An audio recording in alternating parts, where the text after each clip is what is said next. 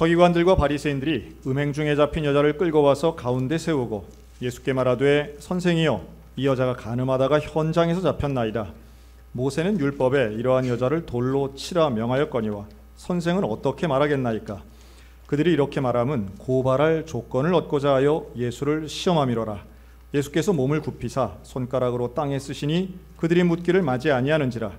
이에 일어나 이르시되 너희 중에 죄 없는 자가 먼저 돌로 치라 하시고 다시 몸을 굽혀 손가락으로 땅에 쓰시니 그들이 이 말씀을 듣고 양심의 가책을 느껴 어른으로 시작하여 젊은이까지 하나씩 나가고 오직 예수와 그 가운데 섰는 여자만 남았더라. 예수께서 일어나사 여자 외에 아무도 없는 것을 보시고 이르시되 여자여 너를 고발하던 그들이 어디 있느냐. 너를 정죄한 자가 없느냐. 대답하되 주여 없나이다. 예수께서 이르시되 나도 너를 정죄하지 아니하노니 가서 다시는 죄를 범하지 말라 하시니라. 오늘은 우리의 주적은 누구인가 라는 제목으로 함께 말씀을 나눕니다. 사실 설교 제목으로 잘 쓰지 않는 단어죠. 이런 주적, 이런 단어는 이 주적은 말 그대로 주된 적을 의미합니다. 원수 이런 개념인데요. 사실 이 단어는 성경에 나오거나 혹은 일상에 쓰는 단어는 아니죠. 이게 소위 말하는 이제 주적 논란으로 유명해진 거는 한 10년여간 된 것 같습니다. 우리나라가 매년마다 발행하는 국방백서에 나왔던 단어죠. 즉 우리 한국의 한국 군인의 주적이 북한이라고 했던 것이 95년도에 발간됐던 국방백서에 실리면서 계속 유지가 되다가 2004년도 판문점 선언과 함께 이제 그 내용이 빠지면서 이제 논란이 되기 시작했습니다. 주적의 개념을 왜 빼냐? 북한이 그럼 우리 친구냐? 이런 식의 논란이었던 거죠. 그리고 2010년 천안함 폭침이 일어나면서 다시 그 구절의 표현이 북한이 적이라고 하는, 주적이란 단어는 아니지만 적이라고 하는 단어로 다시 들어가고요. 2018년 다시 김정은과 함께 대통령이 판문점에서 만난 이후에는 다시 이 표현도 빠지게 됩니다. 사실 우리 한국 사회에서 북한에 대한 이슈는 예민하고요. 또 여기에 대해선 다양한 시각들이 있는 것 사실입니다. 주적 개념에 대해 이제 없애야 된다라고 말하시는 분들의 논리는 대개 이겁니다.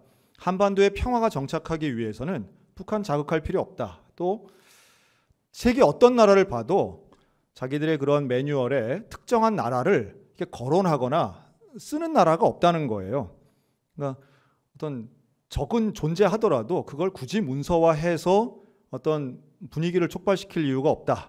그리고 주적이란 단어는 전쟁 중에나 쓰는 단어다. 이제 이런 논리를 피는 거고요.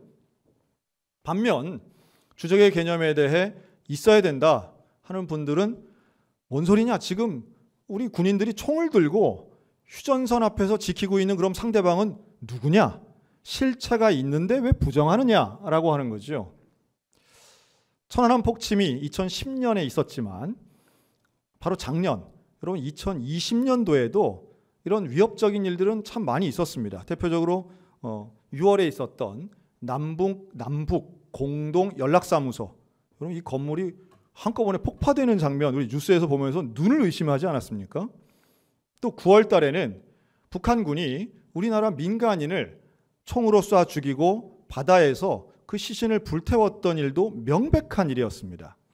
그러니까 여전히 핵무기를 가지고 위협하는 것도 있지만 그 외에도 우리는 적대적으로 대치하는 게 현실이기 때문에 이 적의 개념을 빼서는 안 된다. 이런 제 의견이 팽팽한 거죠.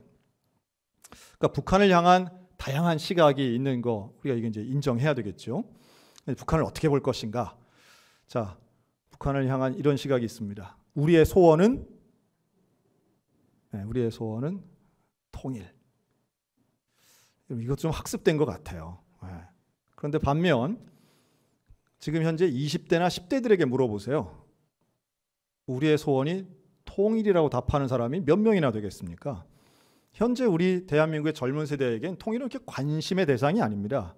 북한도 별 관심 없어요. 북한에 대해서 무관심으로 반응한다는 게 오히려 정답일 겁니다. 주적 개념 논란 자체가 별 의미가 없고 관심조차 없는 세대가 점점 많아지고 있는 것도 현실입니다.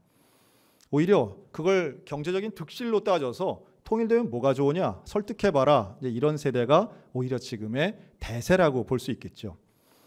저는 개인적으로 저희 집안 식구들이 저희 아버지, 저희 부친께서도 휴전선 너머에 있는 강원도 금화군이라고 하죠. 거기서 이제 오신 분이기 때문에 일종의 실향민 의식이 있습니다. 그런데 저희 장모님 같은 경우는 이게 더 큰데요. 북한의 신의주 바로 밑에 보면 용천이라는 지역이 있습니다. 여기가 이제 저희 장모님 고향이신데요. 그래서 그 몇 년 전에 우리 영화 국제시장이라는 영화 있지 않습니까? 근데 그 영화가 이제 한국 전쟁부터 시작해서 근대사를 꿰뚫는 한 개인의 스토리인데 1,000만 관객이 넘고 이래서 정말 오랜만에 그때 그 영화를 장모님 모시고 영화를 본 적이 있습니다. 뭐 극장 안에서 눈물바다가 됐어요. 뭐 아부이 뭐 저 힘들었거든요. 뭐 이러면 다 울잖아요. 왜? 뭐 이런 거,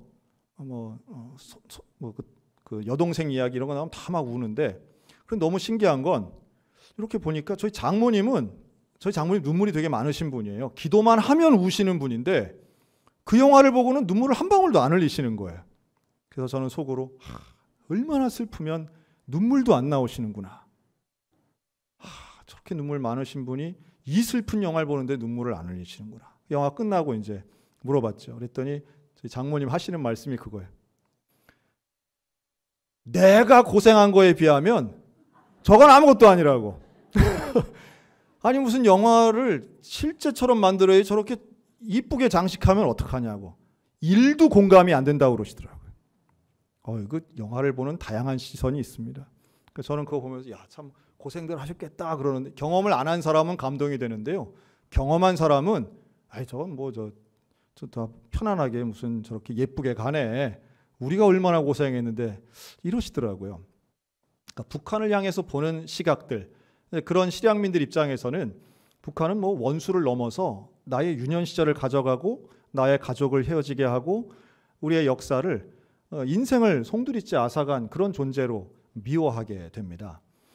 그러나 또한 우리 기독교적인 입장에서 본다면 여러분 북한을 사실 품어야 되지 않겠습니까? 기도해야 되고 평화 통일도 있어야 되지만 복음 통일 있어야 되는 것이고, 지금 참 어려움 당하고 있는 북한의 백성들을 위해 기도하는 것, 우리의 사명임과 동시에 오히려 북한 이슈로 갈등이 있는 남한을 하나로 만드는 게 오히려 더 중요하겠다는 생각을 합니다. 전도서 3장 8절에 이런 말씀이 있어요. 사랑할 때가 있고 미워할 때가 있으며 전쟁할 때가 있고 평화할 때가 있느니라. 여러분 성경은 절대로 싸우지 마라, 절대로 미워하지 마라가 아니고요. 싸워야 할 땐 싸워야 되고 미워할 대상은 미워하라고 분명히 말씀합니다. 근데 중요한 건 그럼 그 대상이 누구냐는 거예요. 미워해야 될 대상이 누구인가? 사실 주적이라고 하는 개념은요, 주된 적, 이 원수는 타협의 대상이 되어서는 안 됩니다. 원수는 싸워야 될 대상이에요. 주적은 싸워야 되는 거죠. 싸워서 이겨야만 됩니다. 그러다 보니 잘 싸우게 하기 위해 주적에 대한 감정은 뭐가 있냐면 미워하는 감정이 있어야 돼요. 미워야 싸울 거 아니에요.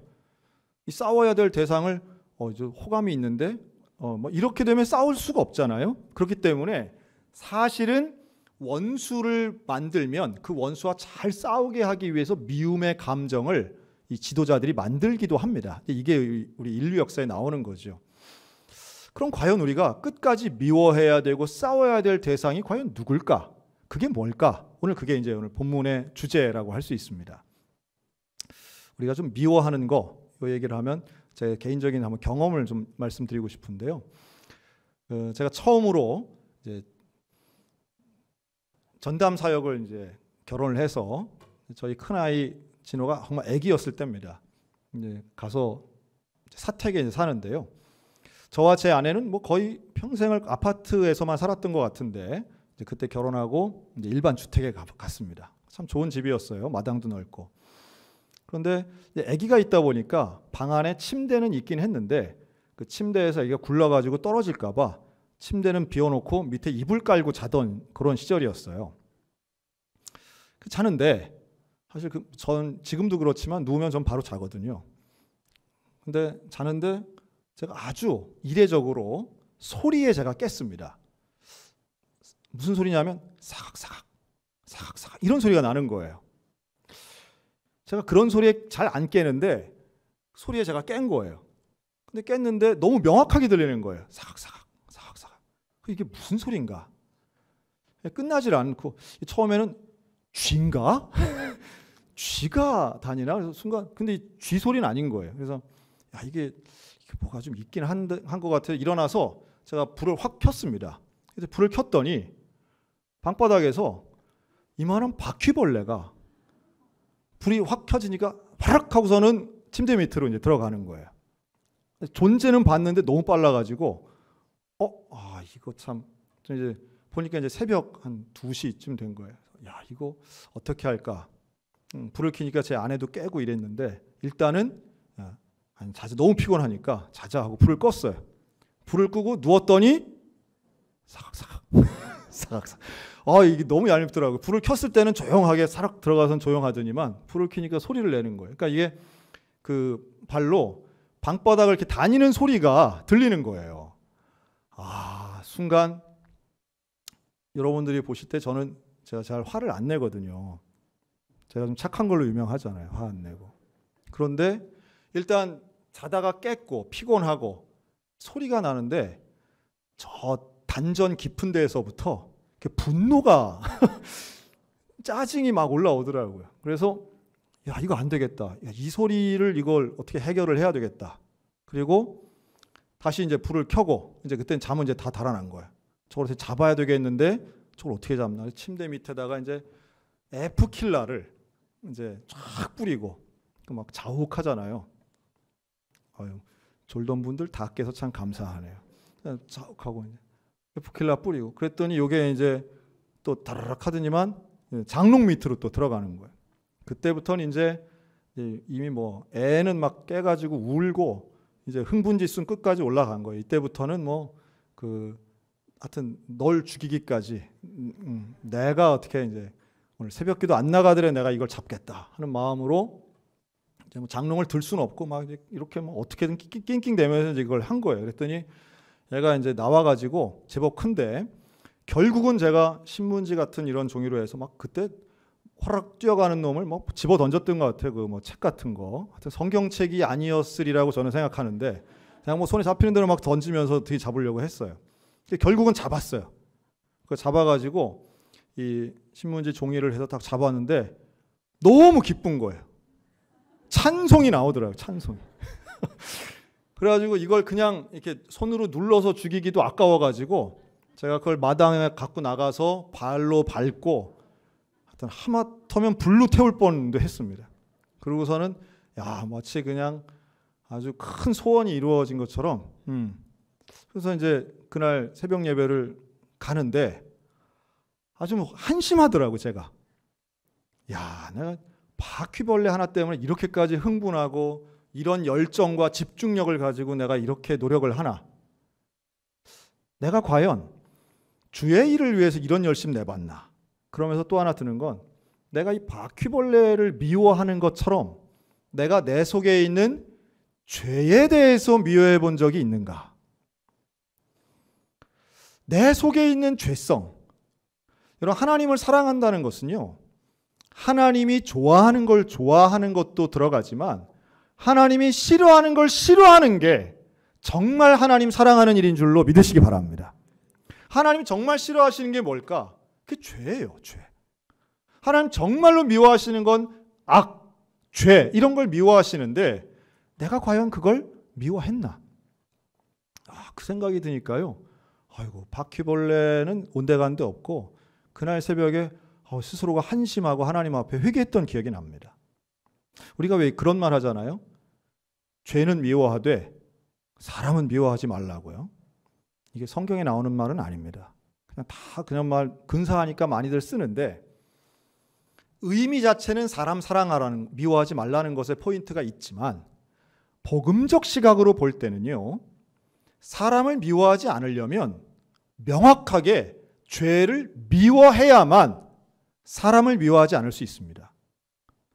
여러분 우리가 최선을 다해서 죄를 과연 미워해 보셨습니까? 죄에 대해서 우리가 온전한 깨달음과 내 속에 있는 죄성을 인정할 때에 그 죄를 미워할 수 있는 거예요. 그리고 이것은 하나님 사랑과 긴밀하게 연결되어 있습니다. 잠언서 8장 13절 이런 말씀이 있어요. 여호와를 경외하는 것은 악을 미워하는 것이다. 하나님을 경외하는 것과 악을 미워하는 게 거의 동급처럼 말씀하세요. 이게 참된 지혜예요. 오늘 너무도 유명한 본문이죠. 예수님 앞에 현장에서 가늠한 여인이 잡혀옵니다. 이 서기관과 바리새인들이 이걸 어떻게 현장에서 잡아가지고 데리고 온 거예요. 사실 간음죄는 현장에서 잡기가 어려운 죄예요. 그런데 이걸 현장에서 잡아가지고 남자는 어디 갔는지 여자 하나만 잡아갖고 온 거예요. 명백한 범죄예요. 본인도 인정하는 죄예요. 이것은 모세율법에 따르면 돌로 쳐 죽이는 명백한 죄예요. 그런데 예수님은 이 순간에 죄를 보십니다. 죄를 보세요. 서기관과 바리새인들은 의도를 가지고 이 시간 나온 겁니다. 예수님 앞에. 뭐라고요? 저를 고발하고자 하여, 시험하고자 하여, 예수를 시험하고자 이 여인을 데리고 온 거예요. 즉 서기관과 바리새인들은 죄를 미워한 사람이 아니라 죄를 이용한 사람들이었습니다. 죄를 이용해서는 안 됩니다. 죄는 어떤 도구가 될 수 없어요.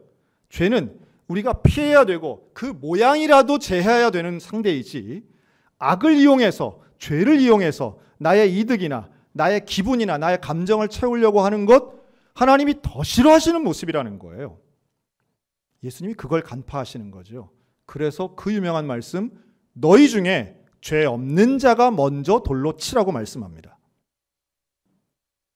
예수님은 죄에 집중하시고 죄를 보시는데 이 여인이 행한 죄뿐만 아니라 이 여인을 고발하는 사람들의 죄까지도 예수님은 보고 계시더라는 거예요. 이 시대에 정말 많은 사람들이 정의, 공정 이런 거 정말 다 얘기합니다. 모두가 그 어느 때보다도 정의와 공정에 대해서 예민해 있습니다. 그런데 이 시대의 정의는 어떤 정의입니까? 각자의 정의를 외치는 시대라고 말할 수 있겠어요. 지금의 정의는 각자의 정의예요. 모두가 올바른 것, 공의로움을 이야기하지만 사실은 자기만의 정의를 얘기한다는 거예요. 그러다 보니 똑같은 정의인데 편이 갈려요. 왼쪽에 정의가 있고 오른쪽에 정의가 있더라고요. 공의를 이야기하면 이야기할수록 사람들이 갈등합니다. 파벌이 생겨요. 갈등이 생기고 갈등이 좁혀지지 않고 공의를 외칠수록 오히려 더 많은 분열이 일어나는 게 지금의 현재 우리의 시대입니다. 여러분, 최소한 예수를 믿는 우리에게 있어서의 공의는 그 기준이 내가 되어서는 안 된다는 말씀을 드리고 싶어요. 공의의 기준은 내가 아닌 여호와 하나님이신 줄로 믿습니다.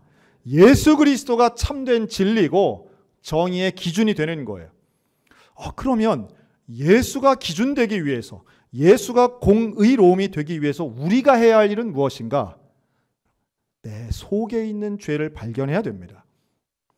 이것을 우리는 회개라고 말합니다. 내 죄를 고백하는 거예요. 내 죄에 대해서 인정하고 내 속에 있는 죄를 미워해야 됩니다. 그리고 그것을 하나님 앞에 고백하는 회개를 통해 나의 삶을 바꿔야만 됩니다. 자기만의 정의를 가지고 있는 사람은요, 왜 자기만의 정의냐 하면 나는 옳고 남은 잘못됐다는 거, 이게 자기만의 정의거든요. 그래서 자기 주관적 정의를 가지고 있는 사람은 절대 회개하지 않아요. 왜냐하면 내가 옳기 때문에. 내가 옳기 때문에 남의 허물만을 고발하는 겁니다. 저도 마찬가지고요. 여기는 우리에게 그 한계가 있기 때문에 오늘날 영성이 타락하고 하나님의 거룩함을 회복하지 못하는 비난 속에 있는 거죠. 구세군을 만든 윌리엄 부스 목사님이 그런 유명한 설교를 했습니다. 나는 두렵습니다. 믿음이 있지만 회개하지 않는 성도를 볼 때 두렵습니다. 나는 두렵습니다. 천국을 인정하면서 지옥이 없다고 말하는 것 두렵습니다. 하나님을 사랑한다 말하면서 악을 미워하지 않는 것 두렵습니다. 이 말씀에 저는 뜨끔했어요. 저를 포함해서 참 많은 설교자들이 천국은 이야기하는데 지옥에 대해 말하지 않는다는 거예요. 여러분, 지옥 설교가 지금 거의 사라지다시피 했어요. 예수를 믿고 복 받는 것은 이야기하는데 우리가 하나님 앞에 죄인인 것을 고발하고 회개하는 설교는 상대적으로 너무도 빈약하더라는 거예요. 오늘 우리에게 정말 필요한 것은 내가 죄인임을 고백하고 나의 죄악에 대해서 하나님 앞에 토해내고 애통해하면서 눈물로 회개하는 일인 줄로 믿습니다. 남의 잘못을 지적하는 것, 그거보다 모세의 율법을 거론하며 오히려 예수님을 미워하는 거죠. 이 서기관과 바리새인들은. 예수님을 시험하고자 하는 이런 교만 덩어리들이 아니라 내가 죄인임을 고백하고 하나님 앞에 나를 용서해 달라고 차마 고개도 들지 못하고 차마 무릎 꿇어서 그 무릎을 펴지도 못하는 송구함의 마음과 하나님 앞에 죄송스러운 마음 가지고 눈물 쏟을 때 여러분, 그때 우리 안에 회복이 일어날 줄로 믿습니다. 그때 교회가 부흥하게 될 줄로 믿습니다. 그때 대한민국도 변화되는 것입니다. 남의 허물 지목한다고 해서 그거 고발한다고 사회가 변하지 않더라고요. 부흥은 결국 내 죄를 회개할 때 일어나는 것이고 그 죄의 회개가 확산될 때의 사회가 변화되더라는 거예요. 오늘 이 원리가 우리 소양교회로부터 시작되었으면 좋겠습니다. 그리고 그 회개가 있을 때에 하나님의 놀라운 용서도 경험하게 되는 거죠. 여러분, 오늘 본문을 잘 보시면요, 예수님이 이제 하나 둘 사람들은 다 떠나가고 그 죄 지은 여인과 둘만 남았을 때에 그 여인에게 예수님 분명히 말씀하십니다. 나도 너를 정죄하지 않겠다. 여러분, 이 말씀은 용서하겠다와는 좀 결이 달라요. 즉, 우리 이런 얘기 많이 하잖아요, 교회에서. 당신은 존귀한 사람이에요. 지금 이대로 괜찮아요. 지금도 상관없어요. 지금 이대로만 하면은 훌륭해요. 그러나 그게 아니에요. 예수님이 말씀하시는 거는 지금 이대로 상태로가 아니라 그냥 용서를 받는 게 아닌 거예요. 정죄하지 않을 뿐이에요. 같이 돌을 던져 죽이지 않을 뿐이에요. 예수님은 한 번의 기회를 더 주신 것뿐이지 없던 일로 하지 않으세요. 그러면서 이렇게 준엄하게 말씀하십니다. 다시는 같은 죄를 짓지 말아라. 여러분, 예수님은 축복의 말이 아니라 경고의 말씀을 하고 계십니다. 오늘 우리들이 예수 믿고 구원받았음에 감사하는 것은 참 복된 일이지만 마치 죄와 내가 관계없는 것처럼 마음대로 살아가는 건 지극히 위험한 일이라는 말씀이에요. 여러분, 우리에게 죄를 미워하는 영적인 깨달음이 있으시기를 주의 이름으로 축원합니다. 남들처럼 살면 안 돼요. 죄가 우리를 유혹할 때 쓰는 가장 큰 방법은 남들도 그렇게 한다예요. 가나안에 들어간 이스라엘 백성을 유혹한 것은 모두가 그렇게 하니 너도 괜찮아였어요. 여러분, 죄를 미워하는 건 남들 다 그렇게 살아도 나는 하나님 말씀대로 살 거야입니다. 죄가 아름다워 보이고 근사해 보이고 힘있어 보여도 나는 하나님 말씀대로 사는 구원받은 사람답게 사는 거룩한 사람으로 살 거야 라고 하는 거룩한 거부가 있어야 되는 것이죠. 오늘 우리에게 주적은 눈에 보이는 대상이 아닌 내 속에 있는 죄임을 깨달았으면 좋겠습니다. 그리고 오늘도 하나님 앞에 죄인임을 항상 깨달아 죄를 미워하고 하나님을 사랑하여 다시는 같은 죄를 반복해 짓지 않는 하나님의 거룩한 백성, 그래서 이 시대에 진정한 영적인 부흥과 회복을 가져오는 하나님의 거룩한 백성들 다 되시기를 주님의 이름으로 축원합니다.